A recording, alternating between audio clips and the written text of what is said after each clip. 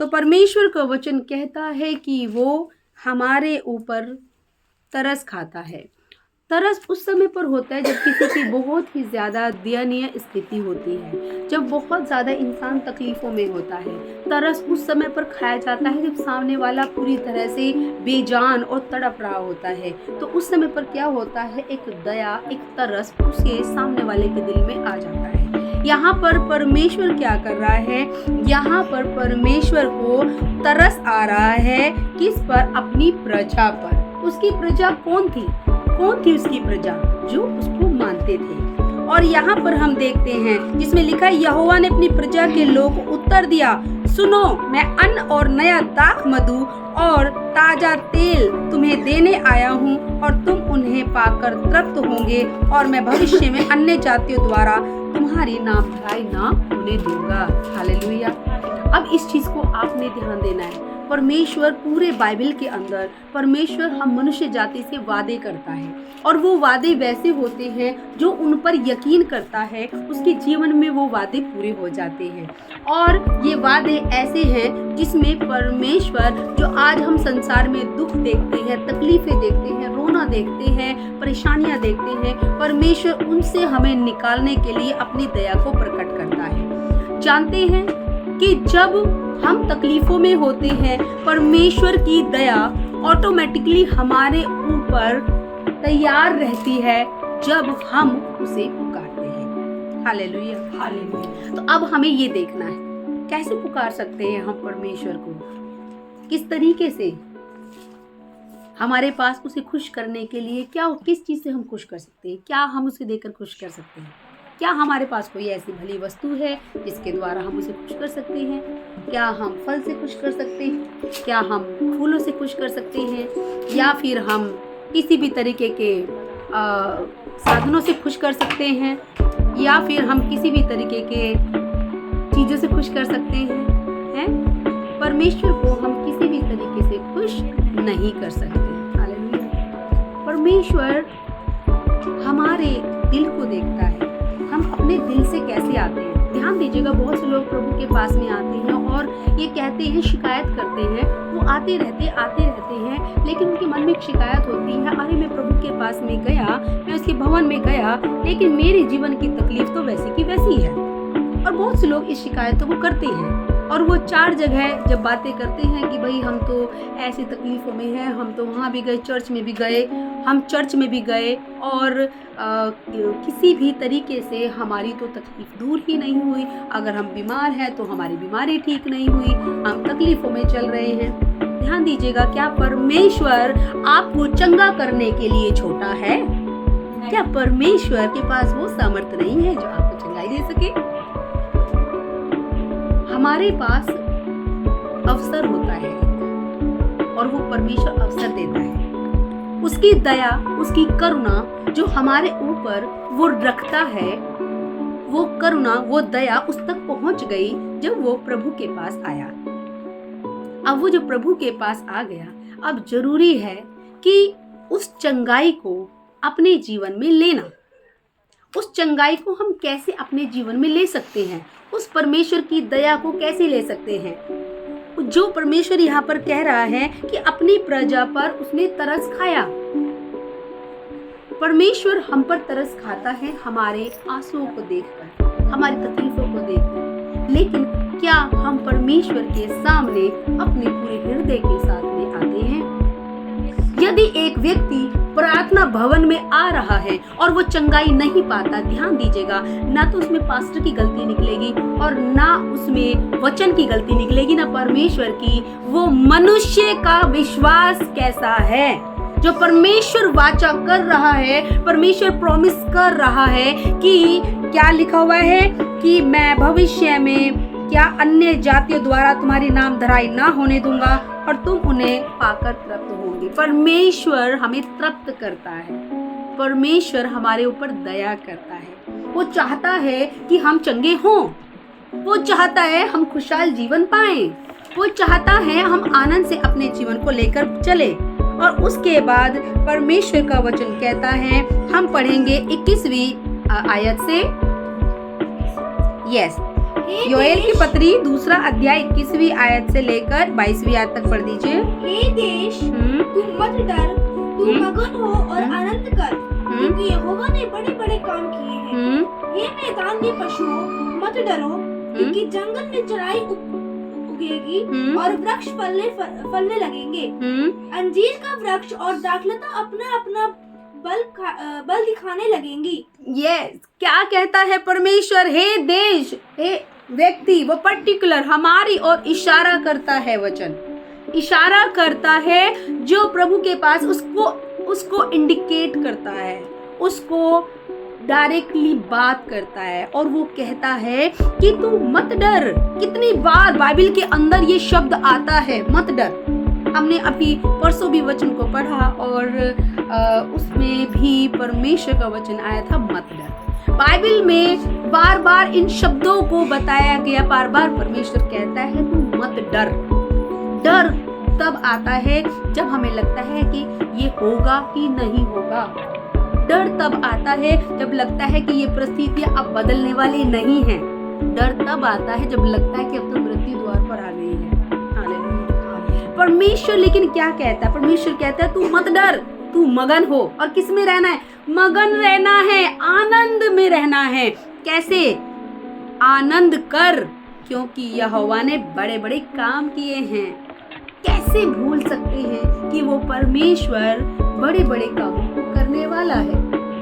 वो बड़े बड़े काम क्या आज बदल जाएंगे? क्या वो परमेश्वर बदल गया? अगर परमेश्वर बदल जाता तो सूरज चमकना बंद हो जाता।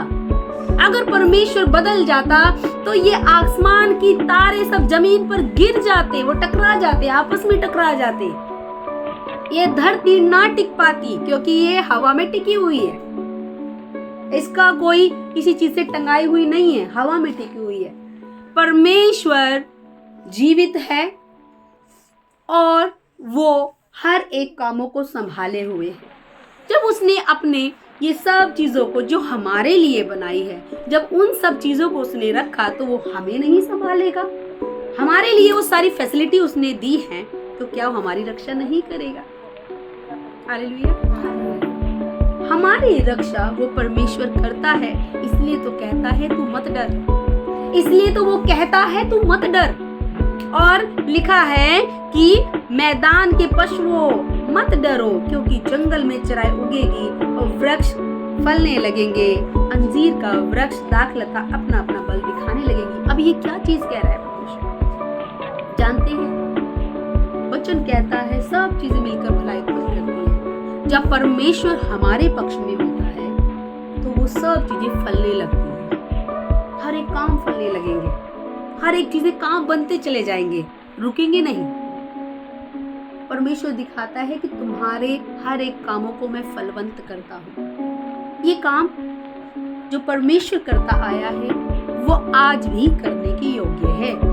वो आज भी ये वचन हमारे जीवन में पूरे होते हैं, लेकिन किनके? जो उस पर विश्वास करता है। ये वचन पूरे होते हैं जो उसको जान जाता है कि ये तो जिंदा परमेश्वर है, जो हमसे प्रॉमिस कर रहा है, हमसे वादा कर रहा है। तब क्या लिखा है? 23वीं आयत को पढ़ दीजिए। हे सिय्योन के लोगों, तुम अपने घर पर परमेश्वर की यहोवा के कारण मगन हो और आनंद करो, क्योंकि तुम्हारे लिए वह वर्षा अर्थात बरसात की पहली वर्षा बहुतायत से देगा और पहले के समान अगली और पिछली वर्षा को भी बरसाएगा। अब परमेश्वर का वचन कहता है, प्रॉमिस करता है, हमसे वादा करता है कि वो वर्षा, जो पहली वर्षा बहुतायत से देगा। बहुतायत से, बहुतायत कितना होता है जिसकी किसी को लिमिट नहीं होती है, लबालब।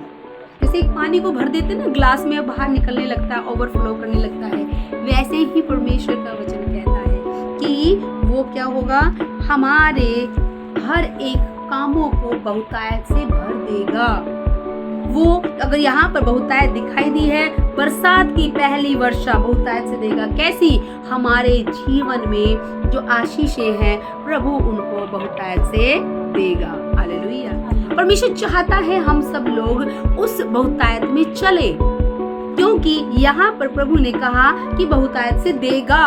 उसने कंफर्म किया है, उसने कोई डाउट नहीं रखा है कि दे सकता है। दे सकने में डाउट आता है, हो सकता है हो, हो सकता है ना हो, लेकिन जो परमेश्वर कहता है वो देगा तो कंफर्म है। तो कंफर्म ये बात परमेश्वर हमसे कह देता है कि वो देगा। और अब हम देखते हैं यहाँ पर 26 में पढ़ेंगे। पहले आप 24 का पढ़ दीजिए। तब खलिलान अन्न से भर जाएंगे और रसकुंड नए दाखमधु और ताजे तेल से उमड़ेंगे। हाँ 26। तुम पेट भरकर खाओगे और तृप्त होगे और अपने परमेश्वर यहोवा के नाम की स्तुति करोगे, जिसने तुम्हारे लिए आश्चर्य के काम किए हैं। मेरी प्रजा की आशा फिर कभी ना टूटेगी। तब तुम जानोगे कि मैं इज़राइल के बीच में हूँ और मैं यहोवा तुम्हारा परमेश्वर हूँ और कोई दूसरा नहीं है। मेरी प्रजा की आशा फिर कभी ना टूटेगी। अब एक नोट करने वाली ही बात है, और वो नोट करने वाले की बात है हर एक धर्म के जितने भी लोग परमेश्वर का वचन सुनते हैं सबके लिए, जितने भी जातियां हैं सबके लिए। परमेश्वर सब जातियों का परमेश्वर है, परमेश्वर सब धर्मों का परमेश्वर है। जानते हैं बहुत से लोग आते हैं और सवाल करते हैं, अरे आप तो मेरे से सवाल किया कुछ नहीं, अरे आप तो राजपाल हो तो आप यीशु मसीह कैसे मानते हैं? यीशु मसीह को तो केवल क्रिश्चियन लोग मानते हैं। मैंने कहा, वो मुझे कहने लगी आप तो पंजाबी उसमें से आते हो। मैंने कहा कि परमेश्वर पंजाबियों का भी परमेश्वर है। आते तुम ठाकुर हो तो वो ठाकुरों का भी परमेश्वर है। अच्छा तुम तो ब्राह्मण हो, वो ब्राह्मणों का भी परमेश्वर है। तुम तो मुसलमान हो, चर्च में कैसे जाते हो? वो मुसलमानों का भी परमेश्वर है। तुम तो हिंदू हो, वो हिंदुओं का भी परमेश्वर है। वो सृष्टि करता है, तभी तो वो मेह बरसाता है। वो ये नहीं देखता कि खेत मुस्लिम का है या हिंदू का है या सिख का है या ईसाई का है, वो सब पर मेह बरसाता है। वो देखकर रोशनी नहीं देता कि अच्छा ये वाले मेरे हैं सिलेक्टेड और जो सिलेक्टेड नहीं उनके ऊपर से मैं अपना रोशनी हटा देता हूँ। अगर वो परमेश्वर किसी विशेष जाति या धर्म का होता तो सूरज भी उसी पर ही चमकता, ऑक्सीजन भी उसी इंसान को, उन्हीं लोगों को मिलती जो उसके होते सेपरेट। हालेलुया। ये परमेश्वर सबका परमेश्वर है। ये परमेश्वर सारी मनुष्य जाति का परमेश्वर है। लोग भ्रम में रह जाते हैं। लोग क्या करते हैं? दूसरों की तरफ देखते हैं, अरे इसने कैसे धर्म बदल लिया। लोग बहुत जल्दी से इन शब्दों को कह देते हैं, अरे धर्म नहीं बदला है, वो परमेश्वर सबका परमेश्वर है। वो यहाँ पर बात कर रहा है, तुम पेट भरकर खाओगे और तृप्त होंगे और परमेश्वर यहोवा के नाम की स्तुति करोगे और जिसने तुम्हारे लिए आश्चर्य कर्म किए हैं। यहाँ पर क्या किसी धर्म या जाति विशेष की बात हो रही है? यहाँ पर किसी धर्म और जाति की बात नहीं हो रही, क्योंकि यहाँ पर एक ही जाति जो परमेश्वर की नजर में देखते हैं वो है मनुष्य जाति। और वो किसी भी धर्म जाति में जन्म लिया हो, इससे परमेश्वर को कोई फर्क नहीं पड़ता। लेकिन जब वो अपने दुख में प्रभु को पुकारता है तो परमेश्वर को उस पर तरस आता है और परमेश्वर तब कहता है तुम पेट भर कर खाओगे। हालेलुया। जानते हैं अगर परमेश्वर को सच्चे दिल से लोग अपना इस देश के अंदर कहीं भिखारी नजर ना आए, परमेश्वर को उस सृष्टिकर्ता परमेश्वर को यदि लोग जान जाएं, कहीं भी भिखारी नजर नहीं आएंगे।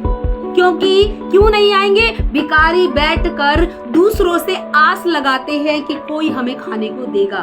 वो क्या करते हैं? कोई व्यक्ति दे दो, हाथ फैलाते हैं, झोली फैलाते हैं, बर्तन फैलाते हैं। जानते हैं क्यों? क्योंकि उनकी उम्मीद मनुष्यों पर लगी हुई है। वो उस परमेश्वर को जानते ही नहीं जो खुद उन्हें तृप्त कर सकता है। हालेलुया। जो उन्हें खुद तृप्त कर सकता है, ये है वो परमेश्वर जो कहता है तुम पेट भरकर खाओगे और तृप्त होंगे और परमेश्वर यहोवा के नाम की स्तुति करोगे। ये है वो परमेश्वर जो वादा करता है हर एक मनुष्य से कि तुम पेट भर खाओगे, तुम कभी भूखे नहीं सोगे। और फिर लिखा है मेरी प्रजा की आशा कभी ना टूटेगी। जो उम्मीद आपने परमेश्वर से लगाई है, जो आप लोग एक उम्मीद लेकर परमेश्वर के पास में आए हो, प्रभु कहते हैं वो टूटेगी नहीं, वो टूटेगी नहीं। कंफर्म यहाँ पे क्या लिखा है? टूट नहीं सकती नहीं लिखा हुआ है, टूटेगी नहीं। ये कंफर्म है। जो उस परमेश्वर पर भरोसा रखता है, उसकी उम्मीद, उसकी आशा, उसकी प्रार्थना नहीं टूटेगी। ये परमेश्वर का प्रॉमिस है। और परमेश्वर कहता है कि यहाँ पर जो मैं आपको बोला था कि नोट करने वाली बात है वो ये है कि मैं यहोवा तुम्हारा परमेश्वर हूँ और कोई दूसरा नहीं है। मैं फिर से रिपीट करूंगी। परमेश्वर यहाँ पर कह रहे हैं कि तुम जान जाओगे कि मैं इज़राइल के बीच में हूँ। मैं यहोवा तुम्हारा परमेश्वर हूँ, कोई दूसरा नहीं है, कोई लिस्ट में ही नहीं है। परमेश्वर डायरेक्ट क्लेम कर रहे हैं और वो बोल रहे हैं, मैं ही तुम्हारा परमेश्वर हूँ। हे मनुष्य जातियों, मैं तुम्हारा परमेश्वर हूँ। जो परमेश्वर अपनी जुबान से खुद कह रहे हैं, इसलिए वो लिखते हैं मैं ही। मैं कौन बोल रहा है? जो बोलने वाला होता है वही तो मैं कहता है। तो यहाँ पे क्या कह रहा है? मैं यहोवा तुम्हारा परमेश्वर हूँ और कोई दूसरा नहीं है। हालेलुया। वही है जिसे हमारे आंखों पर जब आंसू आते हैं उसे दुख होता है। वही है जो तरस खाता है। वही है जो बिना शर्त के हमसे प्यार करता है। हम सब मनुष्यों से वो बिना शर्त के प्यार करता है। कभी डिमांड की है कि कुछ दे दो? कभी डिमांड की है लाओ खाने के लिए लेकर आओ पहले? कभी डिमांड की है पहले ये खरीद कर लाओ तब तुम्हारे लिए प्रार्थना की जाएगी, या तब परमेश्वर कहे कि मैं तुम्हारे लिए करूंगा? नहीं, परमेश्वर को नहीं चाहिए, क्योंकि वो सृष्टिकर्ता, बनाने वाला, धरती को बनाने वाले को किसी वस्तु की जरूरत नहीं है। सब वस्तुएं उसी की तो हैं। हम उसी की चीज उसी को देकर कभी भी खुश नहीं कर सकते। परमेश्वर ये कहता है कि मेरी प्रजा की आशा फिर कभी नहीं टूटेगी। जो उस परमेश्वर पर सच्चा भरोसा रखते हैं उनकी आशा, उनकी उम्मीद कभी नहीं टूटेगी। और परमेश्वर हमसे इस बात को कंफर्म करके कहते हैं कि उनकी उम्मीद, उनकी आशा नहीं टूटेगी। हमारी हर एक प्रार्थना का उत्तर आएगा। परमेश्वर कहता है तू धैर्य रख, विश्वास रख, केवल विश्वास रख। और क्या लिखा है? मत डर। हालेलुया। मत डर अपनी परिस्थितियों को देखकर, मत डर बीमारियों को देखकर, मत डर अपनी तकलीफों को देखकर, केवल विश्वास रख। मैं तुझे, क्या लिखा हुआ है कि मैं तुझे, लिखा है कि तुम पेट भर कर खाओगे और मैं तुम्हें तृप्त करूंगा। वो परमेश्वर तृप्त करेगा। जो भी हमारी लाइफ में वीकनेस चल रही है, परमेश्वर कहता है मैं तुझे तृप्त करूंगा। तृप्त का मतलब होता है वो कमियां, वो तकलीफें, वो परेशानी, विपत्तियां दूर हो जाना और हम आशीषों से तृप्त हो जाना। जब भूख लगती है और जब खाना खाते हैं तो कैसा लगता है? बड़े तृप्त हो गए। लेकिन उससे पहले क्या होता है? बेचैनी, खाना मिल जाए, बस खाना मिल जाए, होता है ना, से खाना मिल जाए। तो परमेश्वर क्या कहता है? प्रभु वो कहता है कि जो तुम मुझ पर आशा रखते हो, मैं वो आशा कभी टूटने नहीं दूंगा। और परमेश्वर कहता है तू मत डर, तुम तृप्त किए जाओगे, तृप्त हो जाओगे, भर जाओगे। जो आज घटी लाइफ में है, प्रभु कहते हैं वो तुम उसमें भरपूरी पाओगे। तुम निकल जाओगे उन हर एक दुख से, क्योंकि परमेश्वर कहता है मैं तेरा परमेश्वर हूँ और कोई दूसरा नहीं है। हालेलुया। इसलिए परमेश्वर कहता है तुम भर पेट खाओगे और क्या, तुम्हें किसी के सामने हाथ फैलाना नहीं पड़ेगा। प्रभु चाहते हैं कि हमारे अंदर वो विश्वास, हमारे अंदर वो आनंद आए। जो प्रभु कहता है कि तुम आनंद से चलोगे, तुम आनंद में पहुंचाए जाओगे। और हम उस आनंद के लिए बने हैं। उस आनंद को जब हम विश्वास के द्वारा ग्रहण करते हैं, वचन पर यकीन करते हैं, वचन पर यकीन करने के द्वारा ही वो विश्वास कार्यशील होगा। जब हम प्रभु यीशु ने, परमेश्वर ने जो जो बातें हमारे लिए कही हैं, जब हम उस पर यकीन करते हैं तभी वो हमारे जीवन में फलवंत होती हैं। यकीन करने के द्वारा कि परमेश्वर ने यदि कहा है तो ये बात सत्य है, ये होगा। यदि उसने प्रॉमिस किया है, वादा किया है, तो ये होगा। ये विश्वास पर परमेश्वर के ऊपर उस परमेश्वर को चाहिए। जब हम उसके ऊपर करते हैं, हम मनुष्य लोग जब उस परमेश्वर को अपनी आत्मा से, दिल से पुकारते हैं, तब परमेश्वर कहते हैं कि मुझे तुम पर तरस आए। हालेलुया। तब परमेश्वर हमारे ऊपर तरस खाता है और हमें छुड़ाने के लिए कहता है कि अब तुम तृप्त किए जाओगे। प्रभु हमसे प्रेम करता है, इसलिए वो हमें तृप्त भी करता है और हमारे हर एक बुराई से, बुरी चीजों से हमें छुटकारा भी देता है। तो हम परमेश्वर को धन्यवाद करते हैं। वचन सुनने पर सब लोगों को आशीष मिले। सबको जय मसीह की।